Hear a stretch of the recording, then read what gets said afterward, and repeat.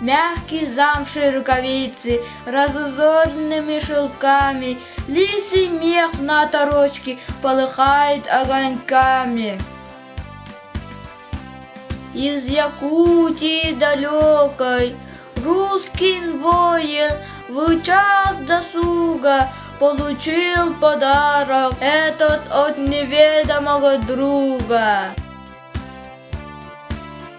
Будь бесстрашен, храбрый воин, так записка говорила, и была в словах привета вдохновляющая сила. Эта девочка-якутка русскому солдату посылала свой подарок, как любимому брату.